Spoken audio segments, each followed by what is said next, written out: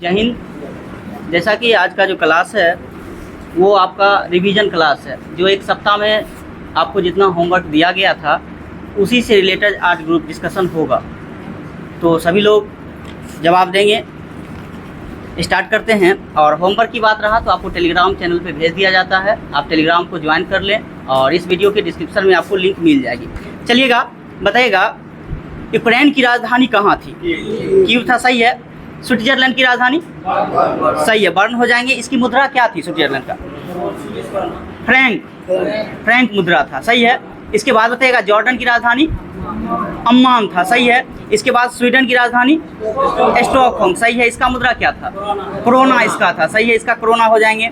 Hungary की राजधानी Budapest, सही है। इसकी मुद्रा फ्रॉन्टिक है, इसका मुद्रा जो है फ्रॉन्टिक है हंगरी का।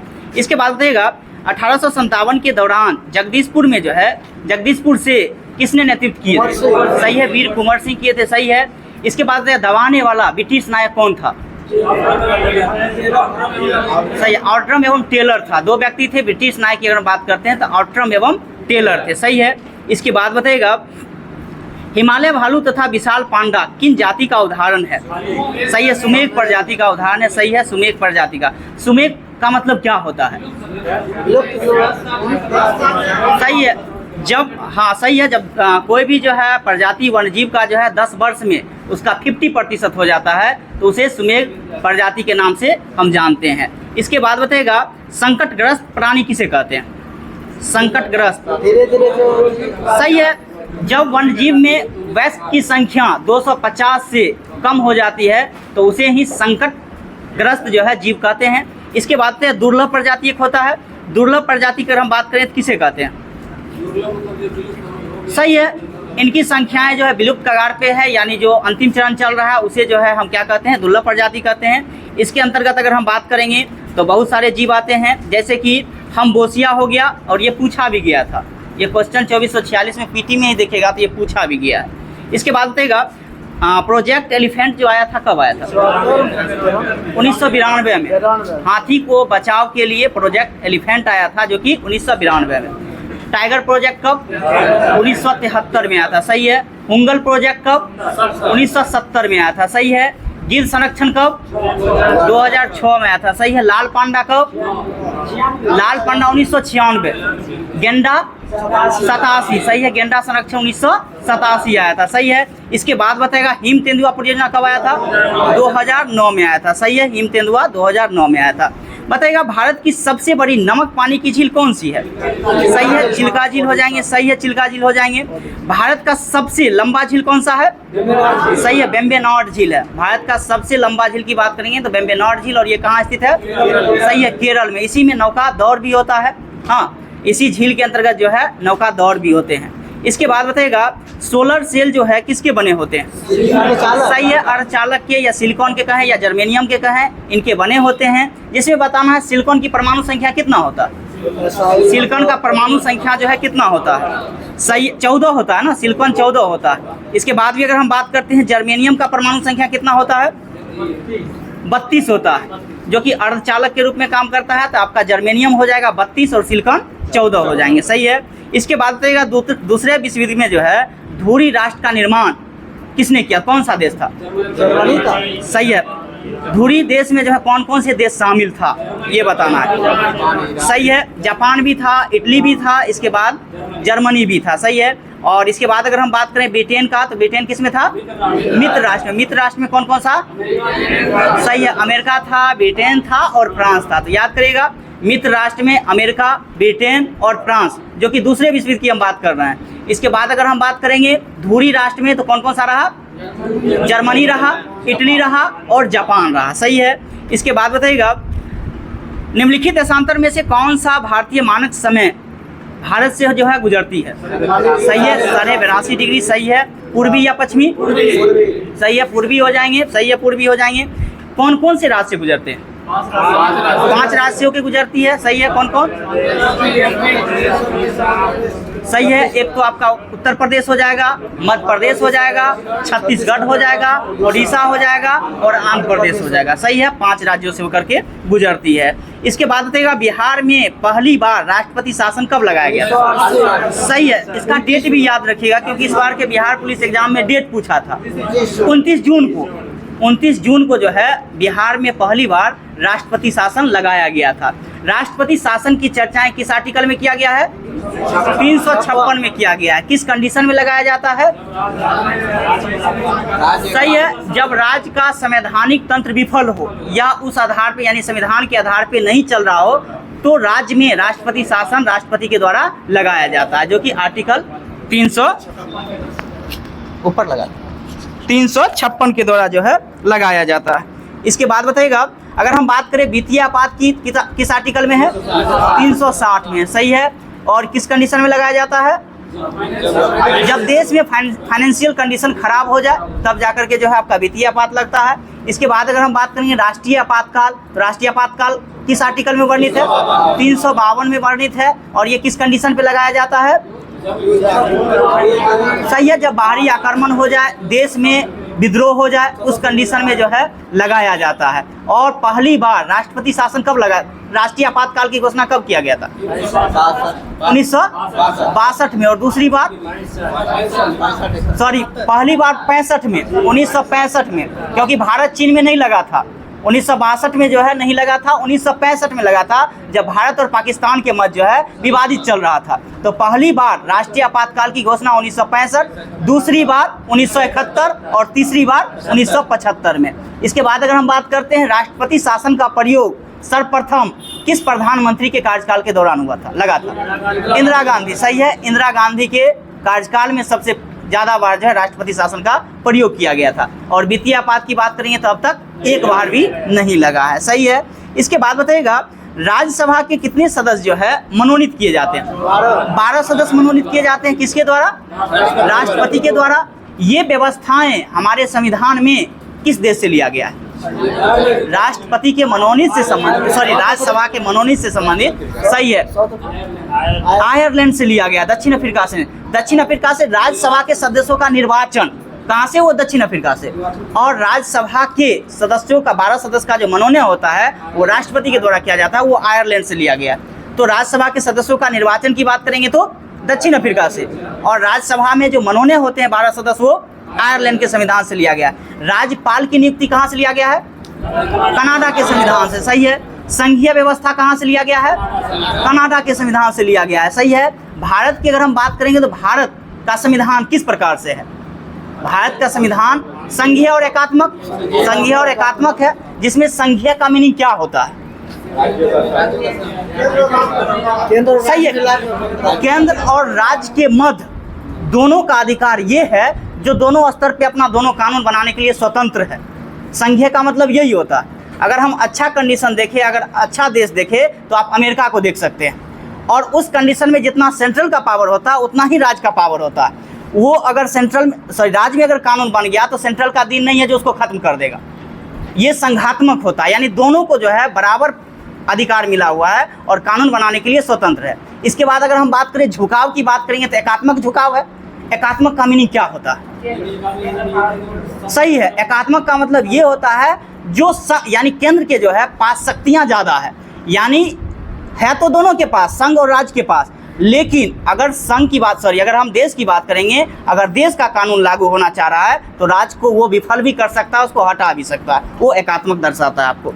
इसके बाद बताइएगा विजयनगर साम्राज्य में अमरम शब्द जो है का अर्थ क्या होता है? अमरम शब्द। सही है, सैनिकों के अनुदान के लिए जो है अमरम शब्द का प्रयोग किया जाता था।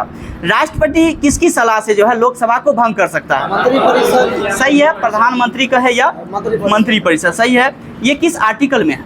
आर्टिकल 85। आर्टिकल 85 में। आर्टिकल 60 में क्या है? राष्ट्रपति का शपथ। आर्टिकल 60 में राष्ट्रपति का शपथ। इसके बाद देश के लिए एक राष्ट्रपति होगा, किस आर्टिकल में? आर्टिकल 52 में है। संघ की कार्यपालिका 53 में है। सही है, राष्ट्रपति के पास निहित होगी, ये 53 में है। इसके बाद अगर हम बात करेंगे राष्ट्रपति का निर्वाचन 54 में है। राष्ट्रपति के निर्वाचन की पद्धति 55 में है। राष्ट्रपति के पदावधि 56 में है। सही है, राष्ट्रपति का पुनर्निर्वाचन 57 में, राष्ट्रपति की योग्यताएं 58 में, राष्ट्रपति की अगर हम बात करें शपथ 60 में है। इसके बाद राष्ट्रपति का महाभियोग 61 में है। इसके बाद बताइएगा निर्वाचक मंडल की बात करेंगे तो 54 में निर्वाचक मंडल, निर्वाचन की रीति 55 में, निर्वाचक मंडल की बात करेंगे तो 54 और निर्वाचन की रीति 55 में। इसके बाद बताइएगा हाल ही में बीपर जो शब्द जो था वो खबरों में था, वो किससे संबंधित था? चक्रवात आया था, सही है। चक्रवात आया था, किस साइड चक्रवात आया था? ये गुजरात के साइड में आया था, सही है। गुजरात के साइड में ये चक्रवात आया था, सही है। इसके बाद बताइएगा और इसका नामकरण की बात करेंगे तो बांग्लादेश के द्वारा ही किया गया था, सही है। इसके बाद बताइएगा 1809 में फारसी में गिफ्ट टू मैनोथिस्ट किसने लिखा है? सही है, राजा राम मोहन राय के द्वारा लिखा गया था। इसके बाद बताइएगा राजा राम मोहन राय ने जो है ब्रह्म समाज की स्थापना कब की? 1828 में। आत्मीय सभा की स्थापना किसके द्वारा? राजा राम मोहन राय के द्वारा। कब? 1815 में ही किया गया था, सही है। भारतीय ब्रह्म समाज की स्थापना किसके द्वारा किया गया? किसके द्वारा? केशव चंद्र सेन है, सही है, सही है। भारतीय ब्रह्म समाज केशव चंद्र सेन हो जाएंगे। इसके बाद बताइएगा धुआंधार जलप्रपात का संबंध किस नदी पर है? सही है, नर्मदा नदी पर है। जोग या गोरसप्पा की बात करेंगे तो सही है, शरावती नदी हो जाएंगे, सही है। और इसे महात्मा गांधी जलप्रपात भी नाम हम जानते हैं, इसको महात्मा गांधी जलप्रपात के नाम से भी हम जानते हैं, सही है। इसके बाद बताइएगा ये जोग या गोरसप्पा सबसे ऊंचा जलप्रपात है, कितना मीटर ऊंचा? 255 मीटर है, 255 मीटर है ना। इसके बाद बताइएगा एक हुंडरू जलप्रपात है, ये किस नदी पर? सही है, स्वर्णरेखा नदी पर। चुलिया चंबल नदी पे है, सही है। चुलिया की बात करेंगे तो चंबल नदी पर है। इसके बाद बताइएगा दूध धारा की बात करेंगे तो सही है, नर्मदा नदी पर है। और कपिल धारा की बात करेंगे तो ये भी नर्मदा नदी पे ही स्थित है, सही है। इसके बाद बताइएगा हाइड्रोजन फ्लोराइड का सूत्र क्या होता है? सही है, HF होता है, सही है। इसके बाद बताइएगा टोक्यो ओलंपिक में, हालांकि टोक्यो ओलंपिक से छोड़ देते हैं, अभी जो ओलंपिक चल रहा है उससे, क्योंकि क्वेश्चन अब जो ओलंपिक है उससे पूछा जाएगा। अभी पेरिस ओलंपिक में भारत ने टोटल कितना मेडल जीता? 6 जीता है, सही है। टोटल 6 मेडल जीता है, सही है। जिसमें से गोल्ड कितना? एक भी, गोल्ड एक भी नहीं जीता है, सही है। इसके बाद सिल्वर की बात करेंगे तो किसके द्वारा जीता गया? सही है, नीरज चोपड़ा के द्वारा जीता गया, सही है। और 5 मेडल कांस्य पदक का आया ना, कांस्य पदक आया, सही है। जिसमें बताना है अमन सहरावत जो कि कांस्य पदक लाए किस खेल से संबंधित है? सही है, कुश्ती से संबंधित हो जाएंगे। इसके बाद स्वप्निल कुसाले थे, स्वप्निल कुसाले है, हाँ स्वप्निल कुसाले हैं, ये किस खेल से संबंधित है? सही है, शूटिंग से हो जाएंगे। इसके बाद सर्वजोत का नाम भी एक था, सर्वजोत जो कि ये ना सर्वजोत कुश्ती है ना, सर्वजोत सिंह की बात करेंगे तो कुश्ती से संबंधित थे और ये भी जो है कांस्य पदक लाए थे, सही है। क्या चीज? अच्छा, सर्वजोत शूटिंग है, अच्छा ठीक है, हो सकता है मिस हो गया होगा, ध्यान दीजिएगा। कुश्ती है ना। मनु भाकर तो शूटिंग है जो कि पहले 10 मीटर में जीते थे और उन्होंने जो है कांस्य पदक लाया था। सबसे पहला पदक मनु भाकर के द्वारा ही जीता गया था, ठीक है, देख लीजिएगा एक बार, हो सकता है मिस। इसके बाद बताइएगा विधान परिषद वाले राज्य की विधान परिषद के सदस्यों की कुल संख्या के जो है उस राज्य के विधानसभा के कुल सदस्यों का कितना होना? 1/3 से कम नहीं हो सकता है ना, 1/3 से कम नहीं हो सकता है, सॉरी अधिक नहीं हो सकता है। ये किस आर्टिकल में वर्णित है? 169 में है ना, गलत हो गया।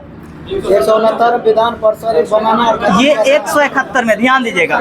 कोई भी राज्य में विधान परिषद विधानसभा का 1/3 से अधिक नहीं हो सकता है, ये आर्टिकल 171 में।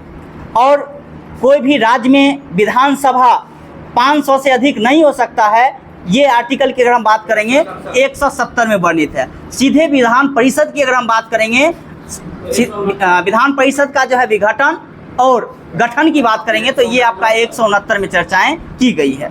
इसके बाद आपको बताना है डोमोस शब्द का संबंध किससे है? सही है, जनता से है, सही है, डोमोस का संबंध जनता से है। इसके बाद बताएगा आर्टिकल 25 किसको वर्णित करता है? सही है, धर्म की स्वतंत्रता को करता है। किस भाग में है? भाग 3, क्योंकि भाग 3 कहाँ से कहाँ तक आर्टिकल है? 12 से 35 तक आर्टिकल है। सही है। धर्म की स्वतंत्रता कहाँ से कहाँ तक है? धर्म, सही है, 25 से 28, जिसमें धर्म की स्वतंत्रता आर्टिकल 25 हो जाएंगे। इसके बाद भी अगर हम बात करते हैं धर्म का प्रबंधन, ये 26 हो जाएंगे। अगर धर्म में किसी भी प्रकार के टैक्स की स्वतंत्रता, ये आर्टिकल 27, यानी सीधे कर वाला आएगा तो आप 27 मारेंगे, प्रबंधन वाला आएगा तो 26 मारेंगे, और स्वतंत्रता वाला आएगा तो 25 मारेंगे। इसके बाद देगा नामी मरुस्थल जो है कहाँ स्थित है?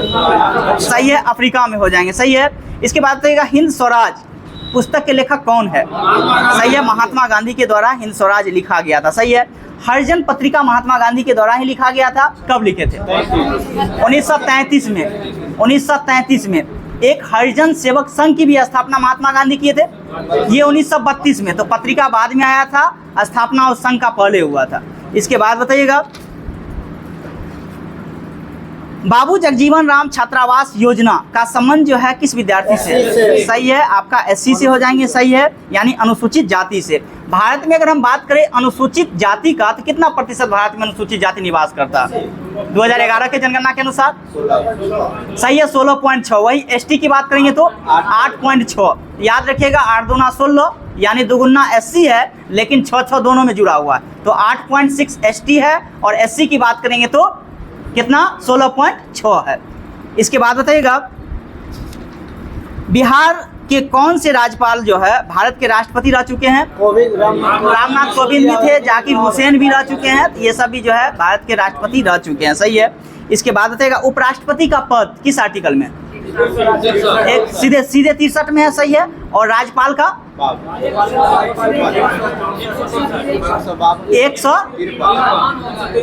153, सही बोल रहे हैं, 62 नहीं, 153 सही है, 153 हो जाएंगे। सही है।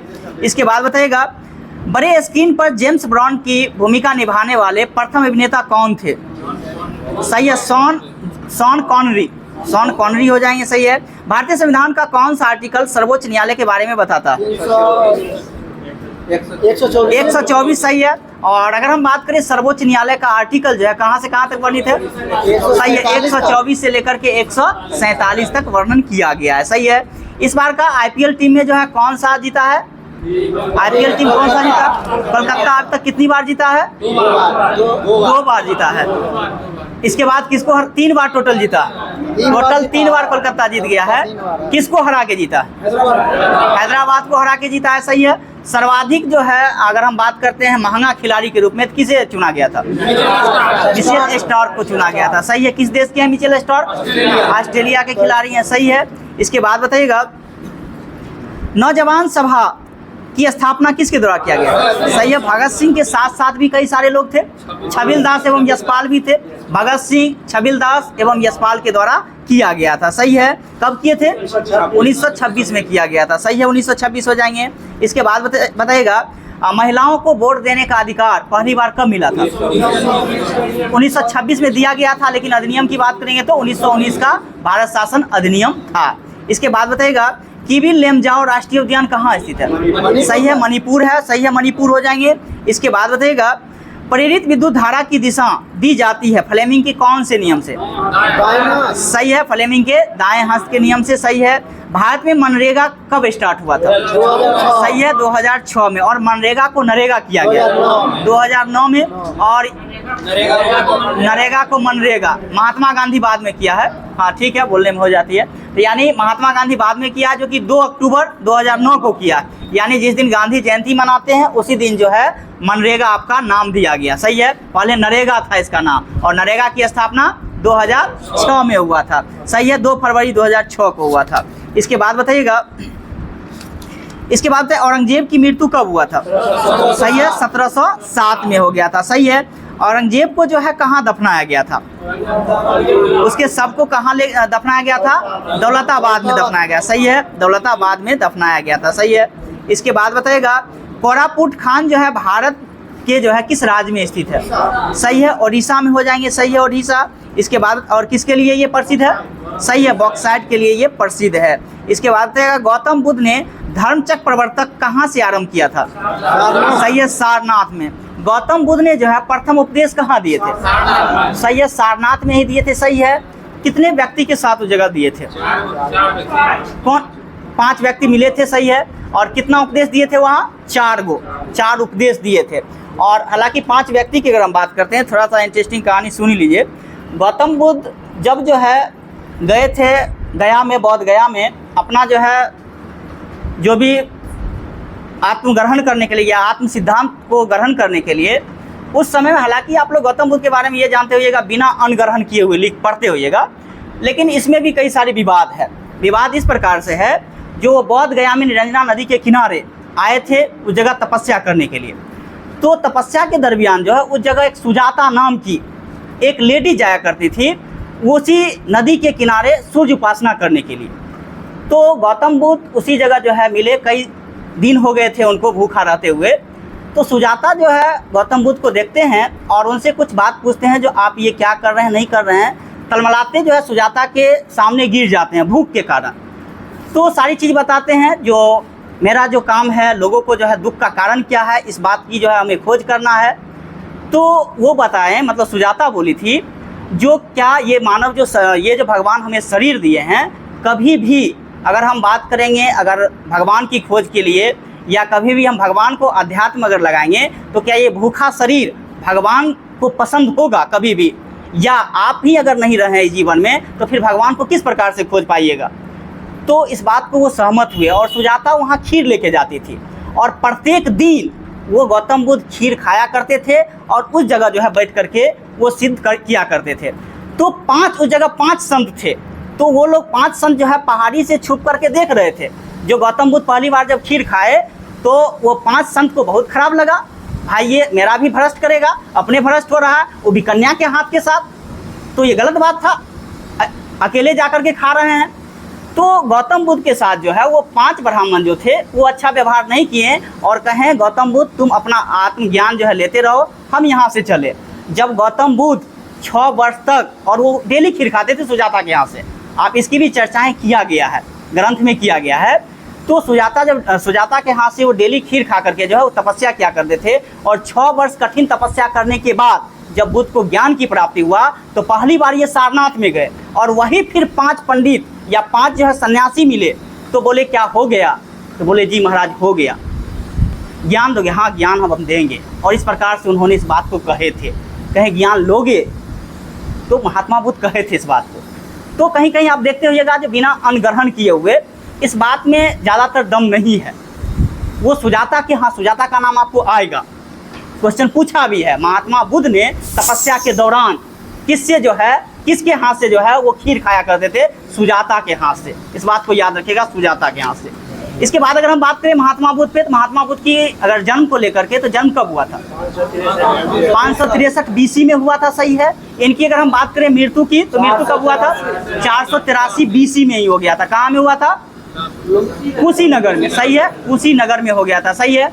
अजातशत्रु का संबंध किस धर्म से था? बौद्ध धर्म को उन्होंने स्वीकार कर लिया था। अजातशत्रु की बात करेंगे तो बौद्ध धर्म को स्वीकार कर लिया था। इसके बाद अजातशत्रु का पुत्र कौन हुआ? उदयन हुआ। और उदयन किस धर्म को स्वीकार किया? जैन धर्म को स्वीकार कर लिया था, सही है। इसके बाद अगर हम बिंबिसार की बात करेंगे, बिंबिसार की अगर हम बात करें तो किस धर्म से संबंधित था? ये भी बौद्ध धर्म को ही स्वीकार किया था, सही है। इसके बाद बताइएगा, जब उत्तर वैदिक सभ्यताएं खत्म हो रही थी, उस समय में ब्राह्मण साम्राज्य को दबाने के लिए कितने संप्रदाय उठा था?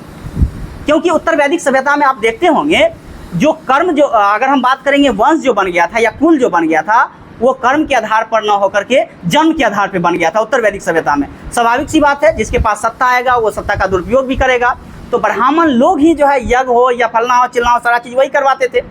तो ब्राह्मण भी कुछ न कुछ, हालांकि कोई भी व्यक्ति ये नहीं सोचेंगे जो हम इस कास्ट के हैं तो हमारे ऊपर कटाक्ष, ऐसा बात नहीं है, क्योंकि ऐसा हो चुका है, ऐसा नहीं करते हैं। जो वाजिब है उस बात पे हम चर्चा करेंगे। तो स्वाभाविक सी बात है, उस समय में ब्राह्मण जो थे वो चरमोत्कर्ष पे थे।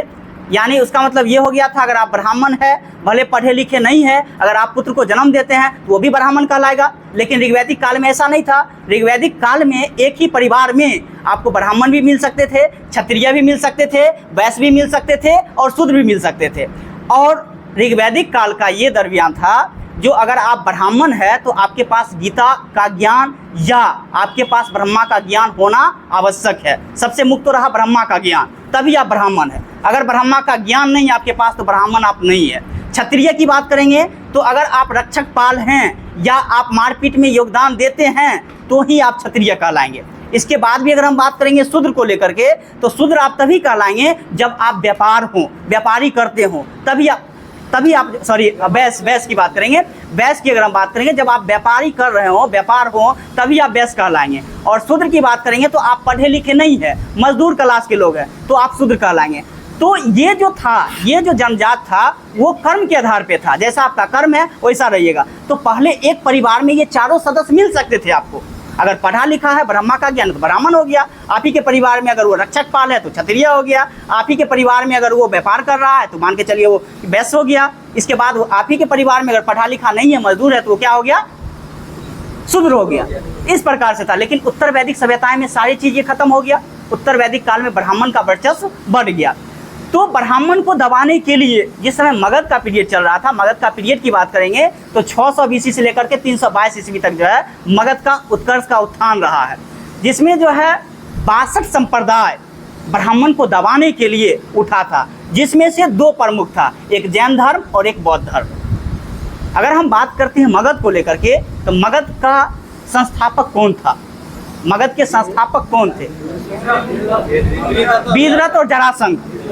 जरासंध की अगर हम बात करते हैं तो वीररथ का ही पुत्र था। तो वीररथ और जरासंध जो है मगध के संस्थापक थे। लेकिन मगध को विस्तार क्षेत्र देने के लिए विस्तार जो किए वो आपका बिंबिसार था, अजातशत्रु था और उदयन था। अगर हम बात करते हैं बिंबिसार हो, अजातशत्रु हो, उदयन हो, किस वंश से संबंधित है? हर्यक वंश से संबंधित है। सही है। मगध को विस्तार के लिए कितने वंश जो है आए थे? 3 वंश। कौन कौन सा? हर्यक वंश, शिशुनाग वंश और नंद वंश। शिशुनाग वंश के संस्थापक कौन हुए? शिशुनाग ही। इसके बाद अगर नंद वंश के संस्थापक की बात करेंगे तो सही है, महापद्म नंद हो जाएंगे। इस अगर हम वंश में अगर देखते हैं तो कौन सा ऐसा वंश रहा जिसे पितृहंता के नाम से जाना गया? हर्यक वंश के नाम, हर्यक वंश को। और सबसे पहले पिता की हत्या हर्यक वंश में किसने किया? अजातशत्रु किया था। सही, अजातशत्रु। इसके बाद भी अजातशत्रु की हत्या उदयन ने कर दिया। हालांकि इसकी चर्चाएं में भी कई इतिहासकार में मतभेद है।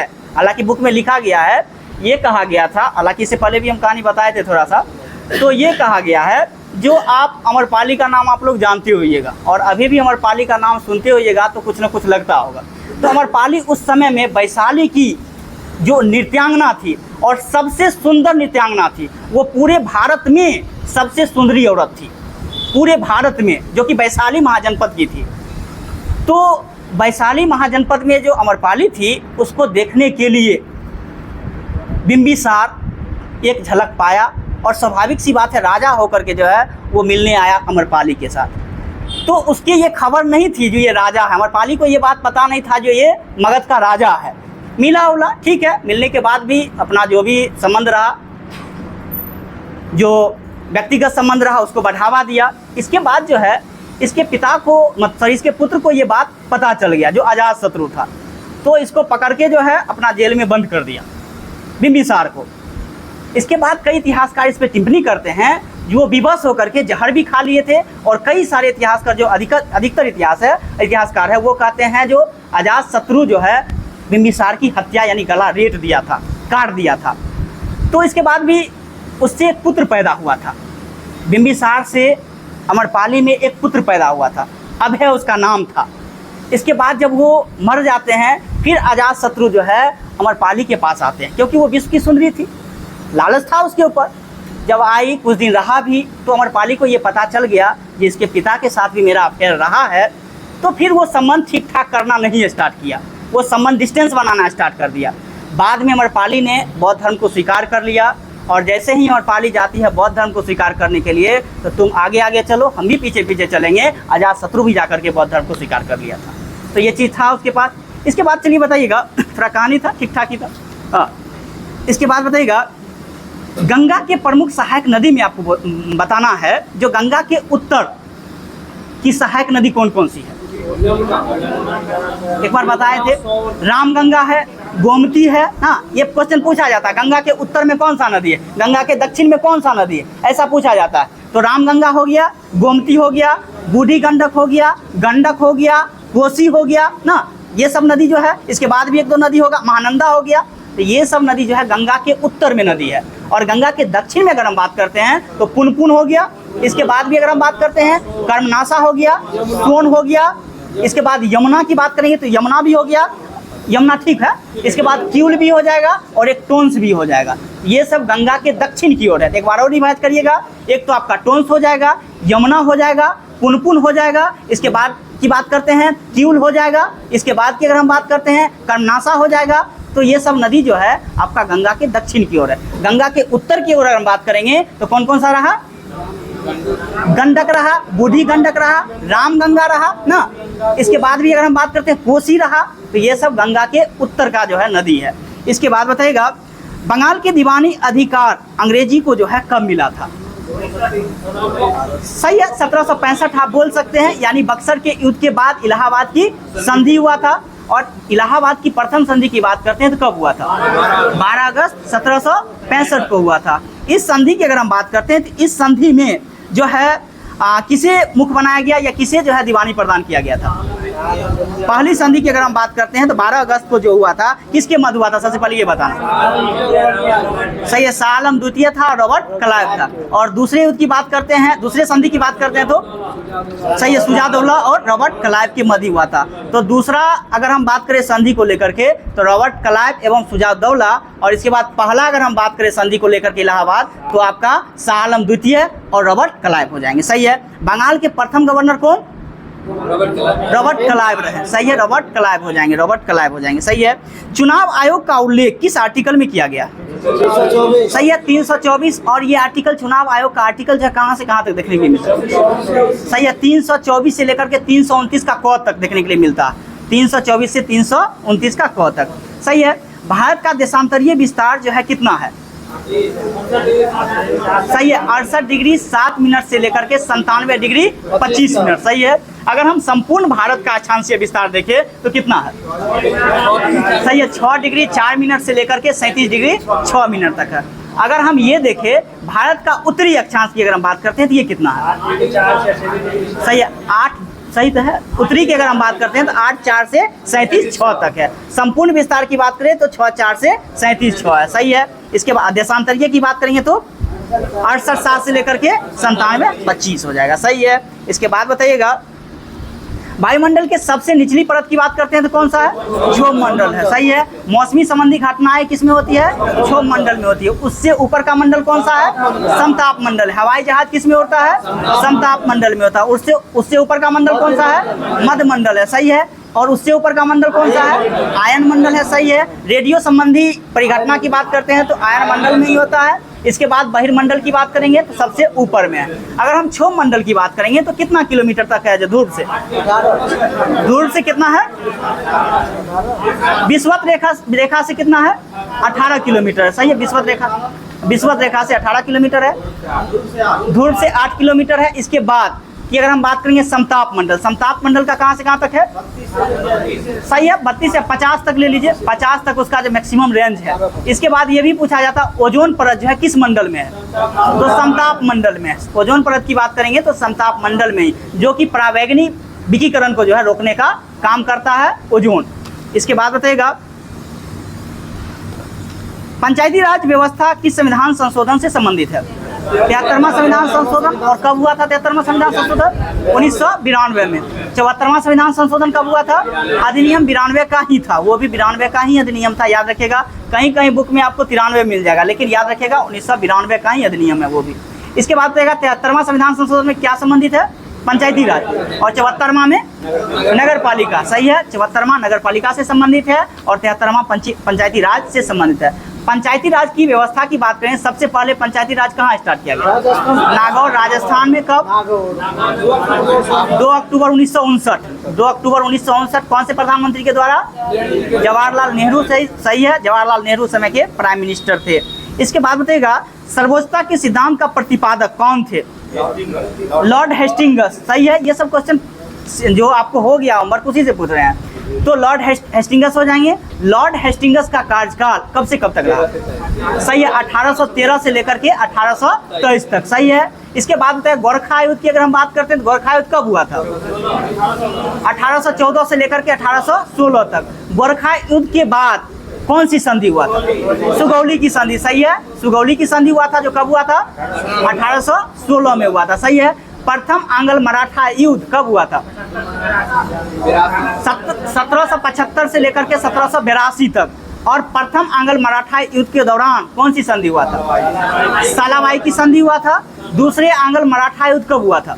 दूसरा आंग्ल मराठा युद्ध 1803 से 1805 तक हुआ था, सही है। अगर हम बात करें संधि को लेकर के, तो कौन से संधि के तहत समाप्त हुआ था? राजघाट की संधि।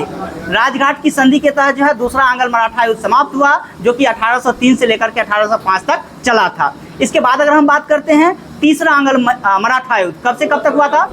1817 से लेकर के 1819 तक। 1817 से लेकर के 1819 तक। और इसके तहत कौन सी संधि के तहत समाप्त हुआ था? मंदसौर की संधि। मंदसौर की संधि के तहत ही समाप्त हुआ था, सही है। संधि पहले हो जाती थी इस समय। संधि देखिएगा, युद्ध बाद तक भी चलता था, लेकिन संधि पहले भी हो जाती थी। इसके बाद बताइएगा, महाबलीपुरम के सप्तरथ मंदिर का निर्माण किसके द्वारा करवाया गया था? नरसिंह वर्मन प्रथम के द्वारा ना।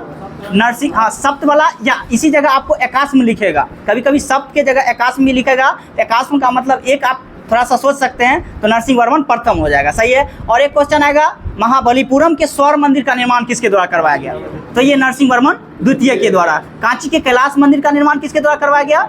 नरसिंह वर्मन द्वितीय के द्वारा। तो कांची के कैलाश मंदिर हो गया, महाबलीपुरम के स्वर्ण मंदिर हो गया, ये नरसिंह वर्मन द्वितीय के द्वारा करवाया गया था। इसके बाद एगो था नरसिंह वर्मन प्रथम, जो कि महाबलीपुरम के सप्तरथ मंदिर का निर्माण करवाया गया था, सही है। इसके बाद अगर हम बात करते हैं नरसिंह वर्मन प्रथम या नरसिंह वर्मन द्वितीय, तो ये किस वंश से संबंधित है? पल्लव वंश से संबंधित है, सही है। पल्लव वंश आपके हो जाएंगे। इसके बाद बताइएगा, सर्वाधिक ऊंचाई पर स्थित मतदान केंद्र तासीगंग किस राज्य में है? सही है, हिमाचल प्रदेश में हो जाएंगे, सही है, हिमाचल प्रदेश हो जाएंगे।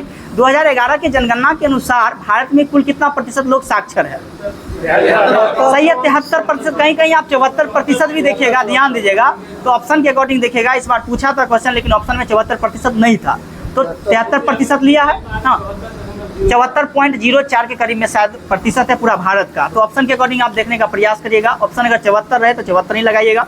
इसके बाद अगर हम बात करते हैं, भारत का पुरुष साक्षरता दर कितना प्रतिशत है?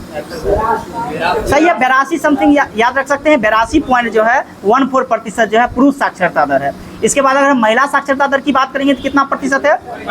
सही है, 65.46% है महिला साक्षरता दर, 65.46%। पुरुष साक्षरता दर की बात करेंगे तो 82.14% है, सही है। इसके बाद अगर हम बिहार की साक्षरता की बात करते हैं, कितना प्रतिशत लोग हैं? पूरा बिहार का जो है साक्षरता, सही बोल रहे हैं पीछा से, 61.8% लोग जो है बिहार में कुल साक्षर हैं। उसमें अगर हम पुरुष की बात करेंगे तो पुरुष कितना प्रतिशत साक्षर? सही है, समथिंग आप याद रख सकते हैं, 71.2% जो है पुरुष साक्षर है। वही महिला साक्षर की बात करेंगे तो 51% जो है आप याद रख सकते हैं, महिला साक्षर मात्र 51%, 51% जो है महिला साक्षर है। इसके बाद अगर हम बात करें भारत का लिंगानुपात तो कितना है? 943 है, सही है, 943 हो जाएंगे, जो कि 1000 पुरुष पे 943 महिला हो गया, सही है। इसके बाद भारत का शिशु लिंगानुपात की बात करेंगे तो कितना है? भारत का शिशु लिंगानुपात की अगर हम बात करेंगे तो सही है, 935 नहीं होगा, 919 हो जाएगा। भारत का लिंग, ध्यान दीजिएगा, भारत का लिंगानुपात पूछे तो 943, भारत का शिशु लिंगानुपात पूछे तो 919, बिहार का लिंगानुपात पूछे तो 918 और बिहार का शिशु लिंगानुपात पूछे तो 935। ठीक है, 35। तो भारत का लिंगानुपात 943, भारत का शिशु लिंगानुपात की बात करेंगे तो 919। इसके बाद बिहार के लिंगानुपात की बात करेंगे तो 918 और बिहार का शिशु लिंगानुपात की बात करेंगे तो 935 है। इसके बाद बताइएगा, जो है हेपेटाइटिस जो रोग होता है किसके कारण होता है? वायरस या जीवाणु, बैक्टीरिया? सही है, वायरस के कारण होता है। और ये किसको प्रभावित करता है? लीवर, सही है, यकृत को करता है। लीवर या यकृत उसी को बोलते हैं, उसी को करता है। इसके बाद अगर हम टाइफाइड की बात करते हैं तो बताना है किसके कारण होता है? जीवाणु के कारण होता है, सही। और किसको प्रभावित करता है? आंत को प्रभावित करता है, सही है। खसरा की बात करते हैं, किसके कारण होता है? विषाणु, वायरस के कारण होता है, सही है। तो खसरा में जो है एंटीबायोटिक दवा काम करेगा या नहीं करेगा? नहीं करेगा। एंटीबायोटिक दवा जो है विषाणु से होने वाला चीज में जो है एंटीबायोटिक नहीं काम करेगा। लोग भले खा लेते हैं, जैसे खांसी सर्दी जुकाम होता है तो एंटीबायोटिक ही ज़्यादातर प्रयोग करते हैं खाने का, लेकिन वो काम नहीं करेगा। इसके बाद बताइएगा पाटलिपुत्र के संस्थापक कौन थे? उदयन, सही है। और उदयन किस वंश से थे? हर्यक वंश, सही है। हर्यक वंश किसके पुत्र थे? अजातशत्रु के पुत्र थे, सही है। उदयन का कार्यकाल कब से कब तक रहा? उदयन का कार्यकाल की अगर हम बात कर रहे हैं, उदयन का पूछ रहे हैं सर हम। देखिएगा, सबसे पहले हम बिंबिसार से चलते हैं। बिंबिसार का अगर हम बात करें पीरियड को लेकर के, तो कब से कब तक रहा? 544 से 412, 544 ईसा पूर्व से लेकर के 412 ईसा पूर्व तक 412 उल्टा चलता था ना उसमें। क्या चीज? 52 वर्ष तक बिंबिसार जो था वो 52 वर्ष तक, 32 नहीं 52 वर्ष तक हो रहा था। और अच्छा, टोटल अजातशत्रु नहीं बोल रहे हैं हम बिंबिसार की चर्चाएं कर रहे हैं, हम बिंबिसार की चर्चा कर रहे हैं। तो 544 से लेकर के उसका जो कार्यकाल रहा वो 412 ईसा पूर्व तक रहा। इसके बाद सही बोल रहे हैं, अजातशत्रु की बात करेंगे तो 412 से लेकर के 344 बीसी तक रहा। उदयन की बात करेंगे 344 बीसी से लेकर के 322 बीसी तक रहा। ये याद है, ध्यान दीजिएगा, एक बार और देखिएगा, सुन लीजिएगा। 544 बीसी से लेकर के 412 बीसी तक ये बिंबिसार है। अजातशत्रु की बात करेंगे तो 412 से लेकर के 344 तक रहा है। इसके बाद बात करेंगे उदयन का तो 344 से लेकर के 322 बीसी तक रहा है। तो ये इसका कार्यकाल है, देख लिए, वही होगा। देख कितना लूसेंट में देखिए कितना क्या दिया हुआ, मेरे ख्याल से वो गलत होगा, एक बार देख लीजिएगा। इसमें लिखा हुआ नहीं लिखा हुआ, हाँ इसमें नहीं लिखा हुआ।